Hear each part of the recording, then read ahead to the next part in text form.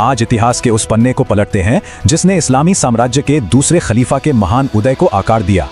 आज इस्लाम के करीब 2 अरब अनुयायी हैं। ये उसी साम्राज्य का असर है जिसे एक इंसान ने गढ़ा था, और वो व्यक्ति थे उमर बिन खत्ताब। 6.5 फीट लंबे, बेहद ताकतवर, मक्का के एक मशहूर और अजय पहलवान। इस उदय को समझने के लिए मक्का पर राज करने वाले कुरैश कबीले की सत्ता संरचना पर गौर करना होगा। उम्र में एक गजब का दोहरापन था। पिता से कूटनीति मिली और माता से एकदम निडर योद्धा वाली भावना। शुरुआत में इस्लाम के सख्त विरोधी उमर नबुवत के 6ठे वर्ष में सीधे पैगंबर की हत्या करने निकल पड़े थे, लेकिन एक नाटकीय मोड़ ने इतिहास बदल दिया। दोस्त के रोकने पर वो सीधा अपनी बहन के घर जा पहुंचे। बहन पर वार किया, पर खून देखकर उन्हें पछतावा हुआ। तब उन्होंने उस पवित्र कुरान को पढ़ने की मांग की।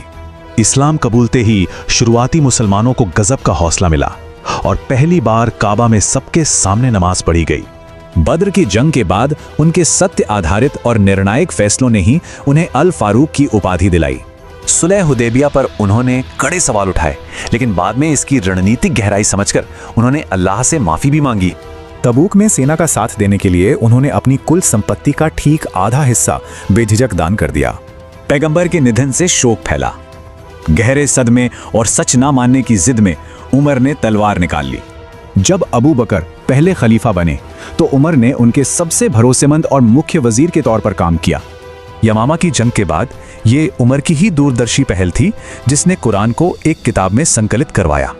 इसी बीच इस्लामी ताकतों ने एक साथ 2 विशाल मोर्चों पर फारसी और रोमन दोनों साम्राज्यों का सफलतापूर्वक सामना किया।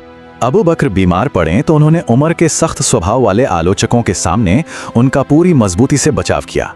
अबू बकर ने एक औपचारिक उत्तराधिकार योजना बनाई और अपनी मृत्युशैया से ही सीधे उस्मान को अंतिम वसीयत लिखवा दी। परिवार के सदस्य को चुनने की परंपरा तोड़ते हुए उन्होंने सबसे योग्य नेता उमर को अगला खलीफा चुन लिया। इस फैसले से विशाल साम्राज्य की नींव रखी गई। क्या एक